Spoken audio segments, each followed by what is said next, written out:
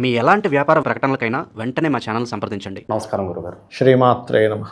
గురుగారు, ప్రజెంట్ యుద్ధంలో America, Israel, Iran ముగ్గురు కూడా కొట్టుకుంటున్నారు. సో ప్రపంచం అంతా ఒక క్రైసిస్ అయితే ఏర్పడింది.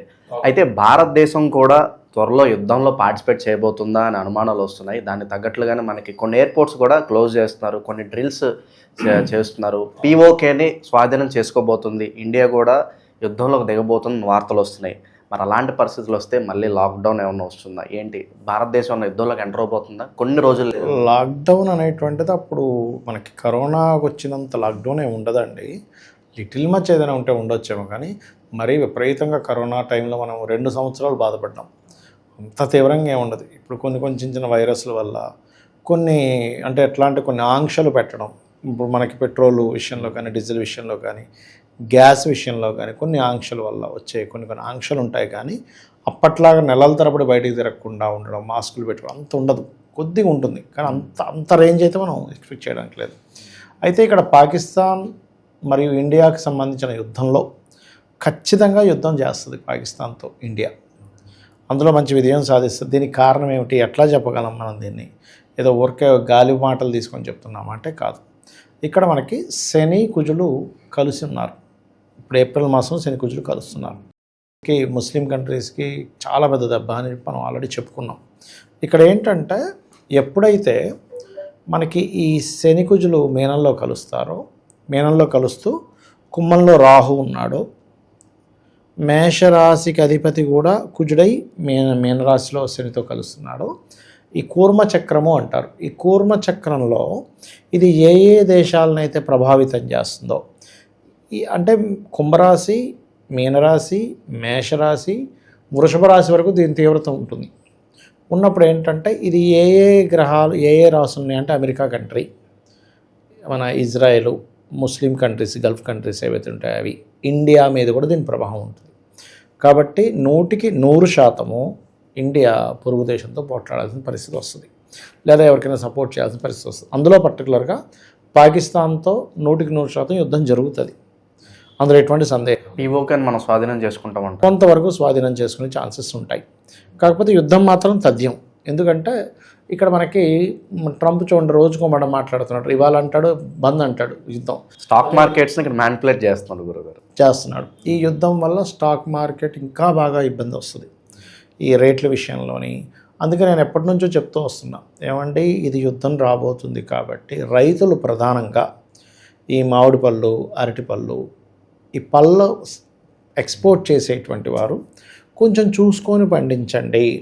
మీరు ఎక్స్పోర్టే కాకుండా ఇక్కడ లోకల్గా మనం ఏమైనా దాన్ని డిస్ట్రిబ్యూట్ చేయగలిగితే ఆ డబ్బు నష్టపోకుండా వచ్చేదాన్ని మార్గాలు వెతుక్కోండి అని నేను ఒక 2 నెలల ముందు నుంచే చెప్తూనే వస్తున్నా ఈ విషయాన్ని. దీనివల్ల కొంత ఇంటర్నెట్ కూడా ప్రాబ్లం ఉంటుంది కొన్ని దేశాలు. ఈ యుద్ధం ఇప్పటికో ఆగదు అని చెప్తూనే ఉన్నా. ఎప్పుడైతే మనకి ఇండియా పాకిస్తాన్తో యుద్ధం అనేటువంటిది ఉందో అది 100%, అది కేవలం ఆర్మీయే కాదు, నేవీ కూడా ఇన్వాల్వ్ అవుతుంది, ఎయిర్ ఫోర్స్ కూడా ఇన్వాల్వ్ అవుతుంది ఈ యొక్క యుద్ధంలో. ఎందుకంటే ఈ కాంబినేషన్స్ ఉన్నాయి. ఎన్ని రోజులు జరగవచ్చు అంటారు? ఇన్ని రోజులు అని చెప్పలేము. ఎందుకంటే యుద్ధం అనేటువంటిది ఇది ప్రపంచ యుద్ధానికి దారి తీసేది. కాబట్టి మీరు మొదటి ప్రపంచ యుద్ధం 4 సంవత్సరాలు జరిగింది తెలుసా మీకు?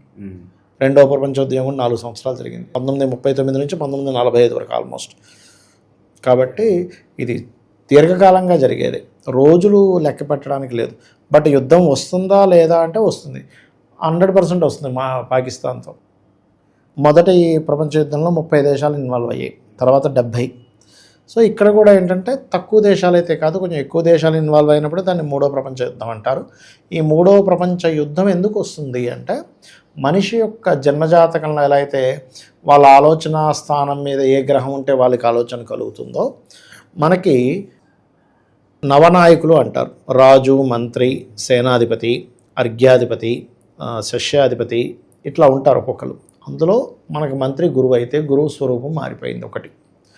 అది కాకుండా ఈ సంవత్సరం గురువు 3 రాసులు మారుతున్నాడు, మిథునము, కర్కాటకం, సింహం. సో ఈ 3 రాసులు ఎప్పుడైతే మారుతున్నాడో దీని ప్రభావం ఇక్కడ ఉంది. రెండవది 3 సార్లు ఎప్పుడు రానటువంటి పంచగ్రహ కూటములు వచ్చాయని మనం మాట్లాడుకున్నాం. రెండవ విషయం ఏంటంటే పోయినసారి మారింది ఆ 3 రాసుల గురువు, ఈసారి మారుతుంది. ఇన్నిసార్లు మారినప్పుడు అది తీవ్రమైన జన నష్టాన్ని, తీవ్రమైన ఆస్తి నష్టాన్ని. ఆస్తి అంటే ఇప్పుడు మరి ఒక దేశంలో ఉండే మిసైల్స్ అన్నీ కట్ చేయబోతుంటే అది మరి ఆస్తి నష్టమేగా దేశాలకి. అంతే కదండి. ఒక్కొక్క దేశాల మీద వెళ్ళి వాళ్ళ ఎయిర్పోర్ట్లను ధ్వంసం చేయడము, లేకపోతే రాడార్లను ధ్వంసం చేయడం చేస్తూ ఉంటారు. మరి అవన్నీ ఆస్తి నష్టాలే కదా. అందుకని ఏంటంటే ఈ నష్టాలు దీంట్లో కొన్ని వేరే వేరే ఇతర జీవరాశులు కూడా నష్టం అని చెప్పారు శాస్త్రంలో. కాబట్టి ఇది మంత్రి కుజుడైనందుకు ఆలోచన విధానం ప్రతి దేశానికి కూడా గొడవ పెట్టేసుకుందాం, ఒక మిసైల్ వేసేద్దాం, లేకపోతే ఒక బాంబు వేసేద్దాం అనేది వైపే తీసుకెళ్తుంది. ఈ యుద్ధంలో ఖచ్చితంగా అణుబాంబు ప్రయోగం కూడా ఖచ్చితంగా జరగనుంది. నేను మీరు 2-3 నెలల నుంచి చెప్తూనే ఉన్నా ఈ మాట, జరగనుంది. అయితే మన క్వశ్చన్ ఇందులో అసలు ఖచ్చితంగా జరుగుతుందో జరగదా పాకిస్తాన్తో అంటే 100% జరగనుంది. ఇంకా అందులో డౌట్ ఏం లేదు. మనకేదన్నా లాస్ ఏమన్నా ఉంటుందంటే ఎలాంటి జాగ్రత్తలు అంతా ఒకటండి, యుద్ధము అన్నాక ఎంతో కొంత లాస్ అనేది ఉంటుంది. అస్సలు లాస్లు ఉండకుండా ఎప్పుడూ ఉండదు. కానీ ఇక్కడ ఏంటంటే మనం ఈ ముస్లిం కంట్రీస్ మీద ఎక్కువ ప్రభావం ఉంది కాబట్టి పాకిస్తాన్కి ఎక్కువ నష్టం ఉంటుంది మనకంటే కూడా. మనం ఎంతో కొంత ఆర్థికంగా కొంత ఉన్నాం, వాళ్ళకి ఆర్థికంగా చాలా నష్టాల్లో ఉన్నారు. అసలు నన్ను అడిగితే వాళ్ళ యుద్ధం వైపు అసలు కాలు దొయ్యకూడదు. వాళ్ళు మేము యుద్ధంలోకి రామనుకోవాలి ఎప్పుడు కూడా. ఎందుకంటే ముందే ఇంట్లో డబ్బులు లేవు, నువ్వు పోయి ఆ డబ్బులు తీసుకెళ్ళి ఇంకోటి ఖర్చు పెడతా అంటే ఇంట్లో వాళ్ళు ఎంత బతుకుతారు కదా. కాబట్టి ఏంటంటే వీలైనంత మట్టుకు వాళ్ళు రాకపోతేనే మంచిది, వాళ్ళకి మంచిది. కానీ వస్తే మాత్రం వాళ్ళకి జరిగినంత నష్టం ఇంకెవరికి జరగదు. బీభత్సమైన నష్టం అయితే ఉంటుంది. గురుగారు, రీసెంట్గా అమెరికా వ్యాప్తంగా లక్షల్లో జనాలు ప్రొటెస్ట్ చేశారు ట్రంప్ మీద. సో తన పరిపాలన మీద ప్రొటెస్ట్ చేశారు. మరి అతని జాతకం ఏంటి? ఇంకెన్నాళ్ళు అతని వల్ల వరల్డ్ ఇబ్బంది పడుతుంది? ఆల్రెడీ మనం మొన్న చెప్పుకున్నాం కూడా, ట్రంప్కి బ్యాడ్ నేమ్ రాబోతుంది. ట్రంప్ ఆల్రెడీ వచ్చేసింది. 3-4 డేస్ బ్యాక్ కూడా చెప్పుకున్నామండి ఒక వీడియోలో. అదేంటంటే ట్రంప్కి అసలు ఇలాంటి వాడు అసలు ఇంకొకసారి రాకూడదు, వీడిని పొరపాటును కూడా తేకూడదు నాయన అనేటువంటి నేమ్ రావడం వేరండి. ఇప్పుడు కొంతమంది రాజకీయ నాయకులకి ఎలా అంటే ఏవో 1-2 సంఘటనలు ఒకసారి పోతే ఇంకోసారి తీసుకురావచ్చులే అని ఉంటుంది. కానీ అస్సలు ఇంకా వీడిని తీసుకురానే రాకూడదు అనేటువంటిది ఫస్ట్ టైం వచ్చినప్పుడు ఇంత గందరగోళం చేయలే. ఇదంతా కూడా ఏంటంటే మనం లాస్ట్ టైం చెప్పుకున్నాం కలిపురుషుడని. అలా కలిపురుషుడిలాగా చేసేటువంటి పనుల వల్ల అతనికి ఇంకా బ్యాడ్ నేమ్ రావడం. అంటే ఏం లేదు, నువ్వు తీసుకునే నిర్ణయం వల్ల సామాన్య ప్రజలకు మంచి జరగాలి. కానీ ఒక రాజు తీసుకునే నిర్ణయం, రాజు అంటే ఇన్ సెన్స్ ఇప్పుడు ఉండే కాలమాన పరంగా ప్రెసిడెంట్లు, సీఎంలు, పిఎంలు అనుకుందాం. ఇప్పుడు మంచి జరగాల్సింది పోయి నష్టం జరుగుతుందిగా. అంటే నేను ఎందుకు ఎక్కించాం పరిపాలనలోకి? మాకు నష్టం జరిపించడానికి కాదు కదా.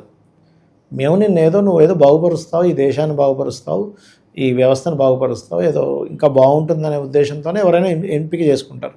ఆఖరికి ఒక చిన్న గల్లీలో ఉండే లీడర్ని ఎంపిక చేసుకునేటప్పుడు కూడా దాన్ని ఉద్దేశించే చేస్తారు. నువ్వు ఉల్టా అంతా సర్వనాశనం అయిపోయేలా చేస్తుంటే ఇంకా వాడు ఎందుకు? అసలు మొత్తం యుద్ధం ప్రారంభమైంది ట్రంప్ వల్లే కదా. ట్రంప్ అనేవాడే లేకపోతే అసలు యుద్ధమే వచ్చేది కాదు ఇక్కడ. కాబట్టి ఏంటంటే ఇదంతా కూడా ఒక మాయ. కాబట్టి ఖచ్చితంగా ఈ యుద్ధ ప్రభావాలు మన ఇండియాకు కూడా తగలనున్నాయి, పాకిస్తాన్తో కూడా జరగనున్నాయి. మరి ఇలాంటి యుద్ధ నేపథ్యంలో ప్రజలకు ఏం చెప్తారు? ప్రజలు కూడా ఏమన్నా పరిహారాలు చేస్తే బాగుంటుందంటారా? మైండ్ సెట్ ఏ విధంగా ఉంటే బాగుంటుందంటారా? ఒకటేనండి, ఎప్పుడు నేను చెప్పేది ఒకటే, వాళ్ళ ఇష్టదైవాన్ని తలుచుకోండి. అందులో ముఖ్యంగా చండీ ఎక్కువగా చేయండి. మీరు చండీ విన్నట్లయితే చండీలో మీరు దాని పూర్తి అర్థం కూడా, అందులో కూడా చండీ అమ్మవారు ఎలాగ యుద్ధం చేసింది అనేది ఉంటుంది. అంటే అమ్మవారిలో నుంచి వైష్ణవి, అంటే విష్ణువు యొక్క శక్తి నుంచి వైష్ణవి, శివుడి యొక్క శక్తి నుంచి శైవి, అంటే అదేవిధంగా నారాయణుడి శక్తిని నారాయణి, ఇట్లా అన్ని శక్తుల నుంచి అమ్మవార్లు వచ్చి యుద్ధం చేస్తారు. కాబట్టి ఇక్కడ నేను చెప్పే కొన్ని జాగ్రత్తలు ఏంటంటే, బార్డర్స్లో ఉండేవాళ్ళు, ఇండియా బార్డర్లో కానీ పాకిస్తాన్ బార్డర్లో, ఇండియన్స్ కూడా ఉంటారు కొన్ని దేశాల్లో, అలా ఉండేవాళ్ళు కొంచెం జాగ్రత్తగా సేఫ్ ప్లేసెస్కి వెళ్ళడం మంచిది. ఇంకా మనం గతంలో కూడా చెప్పుకున్నాము, ఈ గ్యాస్ సంబంధించి ఇంకా పెరగబోతుంది అని. ఇప్పుడు మళ్ళీ చెప్తున్నాను, పెరుగుతుంది. కాబట్టి మనం ఇప్పుడు కొన్ని ఎలా ఉంటుందంటే, మనకి జనాలకు పాపం తెలియక అక్కడెక్కడో గ్యాస్ ప్రాబ్లం వస్తే ఇక్కడ చంద్రబాబు నాయుడు అంటారు, లేకపోతే మోడీని అంటారు. కాదు, యుద్ధం జరుగుతుంది, ఏ నాయకుడిని ఏమీ చేయలేడు అక్కడ. మనము ఏం చేయాలనేది ఆలోచించుకోవాలి సామాన్య ప్రజలుగా. అర్థమైందండి? లేకపోతే జగన్ని తిట్టడమో, చంద్రబాబు నాయుడు తిట్టడమో, పవన్ కళ్యాణ్ తిట్టడమో, లేకపోతే రేవంత్ రెడ్డిని తిట్టడమో, మోడీని తిట్టడమో, లేకపోతే ఇంకొక దేశ నాయకుడిని తిట్టడమో కాదు అక్కడ. ఇక్కడ ఏంటంటే ఈ యుద్ధం అన్నప్పుడు ఏ దేశ నాయకుడు ఏమీ చేయలేడు. ఇంకా మన ఇండియా ఒక రకంగా చెప్పాలంటే బెస్ట్. ఎందుకంటే 50 దేశాల నుంచి మనం తీసుకుంటున్నాం ఈ చమురు కానీ ఏదైనా కానీ. దానివల్ల వేరే దేశాల్లో ఇప్పుడు 100ది 400 అయింది, కానీ మనకి ఇంకా అక్కడే ఉంది రేట్, ఎక్కడ పెరగకుండా ఇంకా తగ్గింది. మనం 10 రూపాయలు ఇదేదో సుంకం తీసేశారు, ట్యాక్స్ తగ్గించారు. కాబట్టి నేను చెప్పేది ఒకటే, మీరు కొంత డబ్బు చేతిలో పెట్టుకోండి. ఎందుకంటే ఈ గ్రహ మార్పుల వల్ల బ్యాంకింగ్ సెక్టార్స్లో మార్పులు కూడా వస్తాయండి. Banking sectors, IT sectors, income tax sectors, అదేవిధంగా ఈ ఇందాక నేను చెప్పాను చూసారా, ఇది ఈ పళ్ళ సంబంధించిన రైతుల విషయంలో కూడా ఎండలో వడగళ్ళ వానలు, గాలితో కూడిన వానలు వస్తాయి. దీనివల్ల కొంత పంట నష్టం ఉంటుంది. కాబట్టి ఇంకా అయిపోయింది పంట అన్నప్పుడు వెంటనే తీసేసేయడం బెస్ట్. మామిడి పళ్ళవి అంటే ఒక్కరోజు లేట్ చేసినా రైతుకు వచ్చే నష్టం ఎవరు కూర్చోలేడు, అంత ఈజీ కాదు. అది ఎలా ఉంటుందంటారంటే, రైతుకి ధనంతో చోటు. రైతు ఎప్పుడు కూడా ఒక ఎమోషన్ ఉంటుంది. చెట్టు కాయన ఒక పిల్లలా చూస్తాడు. ఆ ఎమోషన్తో బాధపడతాడు. రైతు ఎందుకు ఆత్మహత్య చేసుకుంటాడంటే అక్కడ ధన నష్టం జరిగినందుకు కాదు. ధన నష్టం కొంత ఉంటుంది, ఎఫెక్ట్ ఉండదని కాదు. ఆ పొలాన్ని కానీ, ఆ వృక్షాలను కానీ, అక్కడ పండే పంటని కానీ, కాయని కానీ, ఒక కూరగాయని కానీ ఆయన ఒక తల్లిలాగా, ఒక బిడ్డకి తల్లికి ఉంటే రిలేషన్లో ఉంటాడండి. అందుకు అది పాడైపోతే ఆయనకి ఒక ఫీల్ వస్తుంది. అందుకని వీలైనంత మటుకు జాగ్రత్తగా ఉండాలి రైతులు. గురుగారు, చివరగా ఈ యుద్ధ నేపథ్యంలో ఇక భవిష్యత్తులో విదేశాలకు వెళ్ళాలి, అక్కడ స్థిరపడాలి, అక్కడ సంపాదించాలి అనే కోరికలు కాస్త తగ్గుతాయి అంటారు, లేదా యథేచ్ఛగా అలాగే కొనసాగుద్ది అంటారు? ఖచ్చితంగా తగ్గుతాయి. ఇప్పుడు చూడండి, మొన్నటి వరకు దుబాయ్ అంటే ఇంకా సేఫెస్ట్ ప్లేస్ అనుకునేవారు. ఇప్పుడు దుబాయ్ పరిస్థితి ఏంటి? అమ్మ బాబోయ్ అన్నట్టుగా ఉంది. బుర్జ్ ఖలీఫా మీద చిన్న దాడి కూడా చేశారు, చూసే ఉంటారు కదా మీరు. కాబట్టి ఏంటంటే ఎంతైనా కానీ స్వదేశంలో ఉండి చేసుకోవడమే బెస్ట్ అనే ఇదిలోకి వస్తుంది. కాకపోతే ఏంటంటే ఆపర్చునిటీస్ మనకి వేరే వేరే దేశాలకు వెళ్తే ఎక్కువగా ఉంటాయి. మనిషి ఆశాజీవి. ఇప్పుడు ధర్మబద్ధంగా ఆశ ఉండడంలో తప్పులేదు. ఇక్కడ సంపాదిస్తే అదే ఇక్కడైతే నీకు ₹1,00,000 వస్తే శాలరీ, అక్కడికి వెళ్తే 10 లక్షలు వస్తుంది కదా అని ఒక ఆశ ఉంటుంది, తప్పులేదు. కాకపోతే దీనివల్ల మాత్రం కొన్ని మార్పులు మాత్రం మీరు అన్నట్టుగా ఖచ్చితంగా ఆలోచన విధానంలో మార్పు అయితే వస్తుంది.